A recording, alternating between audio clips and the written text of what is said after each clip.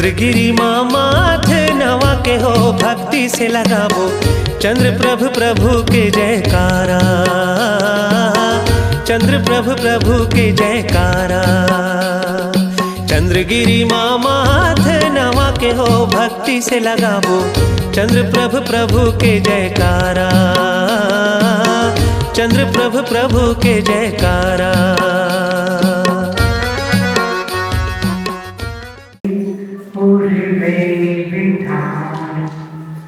मैं पूछे पाँव रज को सिर पे चढ़ाना, हे मेरे पूछ मुझको फलता मिलेगा, विश्वास है यह पियोगे नहीं डरेगा, विश्वास है यह पियोगे नहीं डरेगा।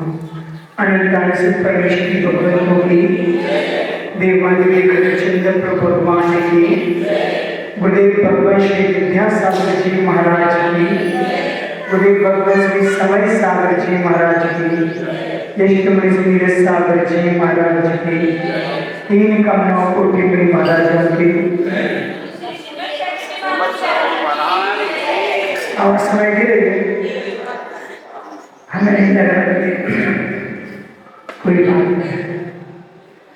आप सभी यहाँ बैठे हैं और हम सभी संसारी प्राणी हैं और संसार का प्रत्येक प्राणी कहीं ना कहीं अपने जीवन में कोई भी उपक्रम करता है, कोई भी कार्य करता है, उसके पीछे उसका कोई ना कोई ध्येय रहता है।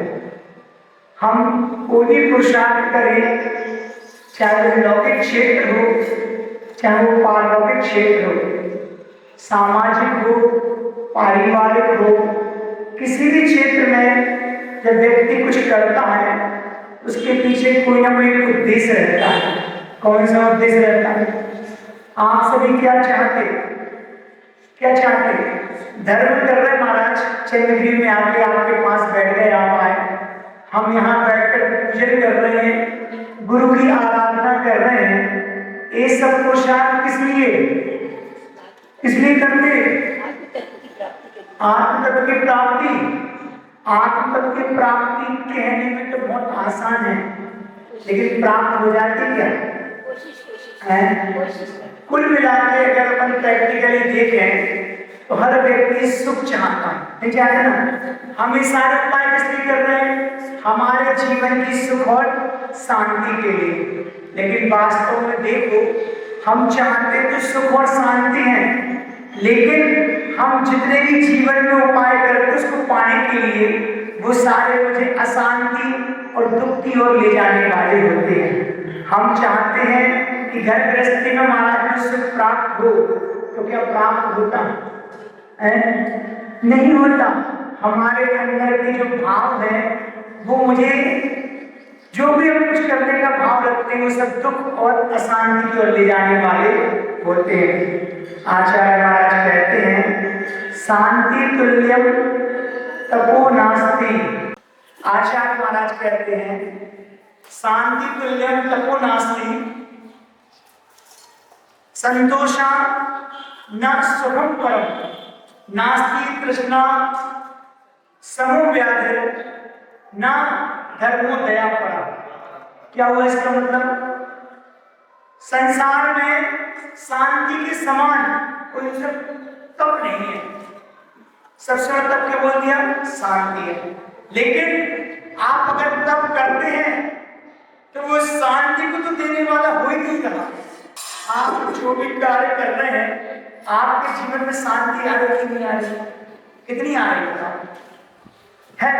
मन शांत होता हमारा, बाहर कहने में होता महाराज जी हाँ जीवन में सुख शांति है, कोई नहीं बोलता, लेकिन अपन स्वयं देखें अपने अंदर कि महाराज बहुत मन शांत रहता है।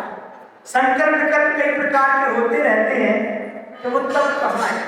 लेकिन वास्तव में जो व्यक्ति शांत है, जिसका मन प्रशस्त है, प्रसन्नता जिसके अंदर है, क्योंकि आज वर्तमान में बहुत मुश्किल हो गया अपने आप को, अपने मन को प्रसन्न रख पाना।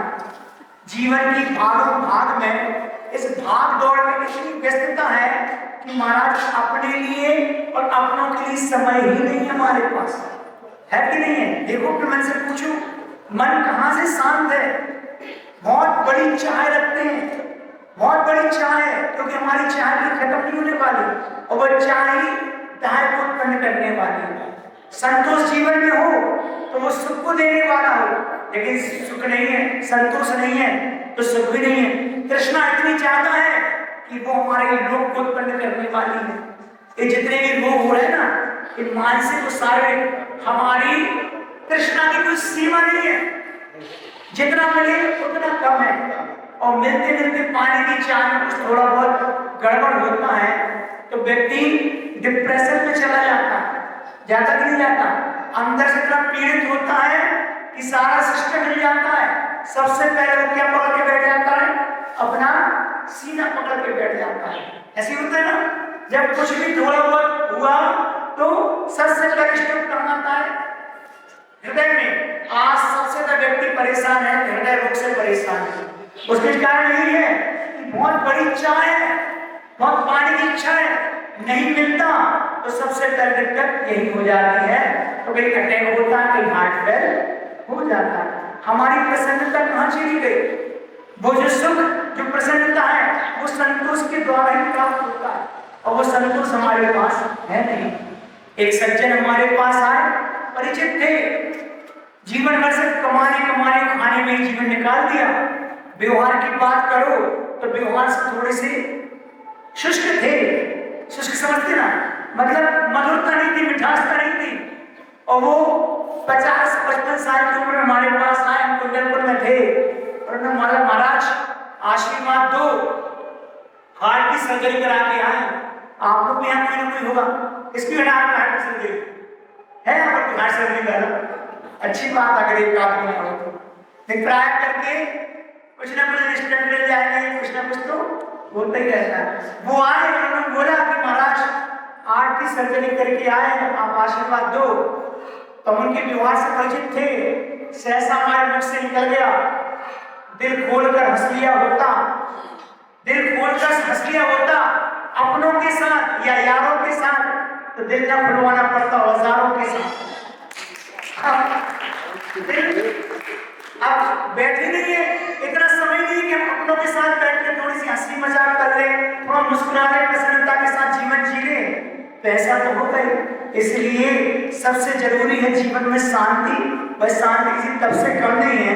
आचार्य महाराज कह रहे हैं, वो संतोष गुण के आने से जीवन में सुख भी प्राप्त होता है।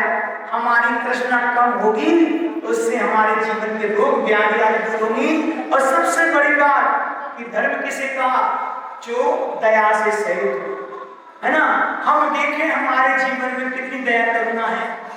बाहर में हम सब बातें करते हैं, हमारा धर्म अहिंसा परमो धर्म है, लेकिन वह अहिंसा, वह दया, वह करुणा हमारे अंदर कितनी है, प्रैक्टिकली जीवन में हम कितना उसको प्रयोग करते हैं, वो अपन को देखना चाहिए। गुरुदेव ने तो हाई को दे दी हमारे लिए कि पर की पीड़ा आपकी करुणा की, सुना नहीं सुना? पर की पीड़ा आपकी करुणा की परीक्षा लेती। पर कोई जीव, कोई दूसरा जीव दुखी है, उसकी पीड़ा और कष्ट आपके अंदर कितनी करुणा को उत्पन्न करने वाला है, हमें स्वयं देखना है। इसलिए आज विषय भोगों की चाह में और उसको प्राप्त करने के चक्कर में व्यक्ति सब भूल जाता है कि इनको प्राप्त करने में कितने जीवों का घात कर रहे हैं और मेरे निमित्त से कितने जीवों का मरण हो रहा है। और कुछ नहीं तो कम से कम भाव ऐसा तो कितनी कर रहे हैं, अपने परिणामों से, अपनी बातों से, अपने कहने के माध्यम से, अपनी एक प्रकार से बोली के माध्यम से कितने जीवों को हम दुखी करते हैं। एक प्रकार की हिंसा है। ये सारी चीजें देखने में आती हैं। इसलिए दया के भाव भी बहुत जरूरी है। हमारे जीवन में दया है तो समझो धर्म है, और नहीं तो आप कितने ही बाहर में क्रियाएं कर लो, अगर परिणाम में वो सरलता नहीं है, परजीव के प्रति अगर करुणा के भाव नहीं है, तो समझो हमने कुछ भी प्राप्त नहीं किया। इसको आचार्य महाराज कहते थे, ये अपारिचय धर्म ज्ञान है। 4 धर्म ज्ञान के भेद है ना। अपारिचय धर्म ज्ञान किसे कहा?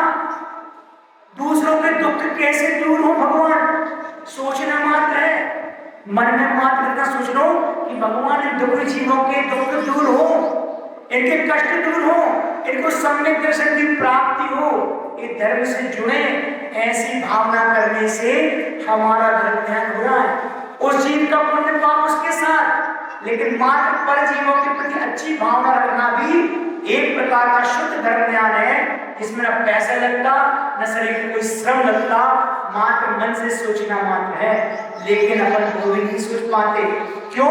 उसके पीछे कारण यही है, हम स्वयं इतने स्वार्थी हो गए कि अपने लिए इतना सोचते रहते हैं, तो पर के लिए सोचने की समय कहाँ है कि पर के लिए अच्छा सोचने का भाव हो। इसलिए अपन के अंदर एक भाव आना चाहिए कि प्रत्येक जीव संसार का सुखी रहे, उसके प्रति हमारा दया करुणा का भाव रहे, पवित्रता का भाव ही हमारे जीवन में धर्म को उत्पन्न करने वाला होता है। इसलिए हमारी बात याद रखना, शांति तुल्यम तपो नास्ति, संतोषा न सुखम परम, और नास्ति तृष्णा समूह व्याधिर न च धर्मो दया परा।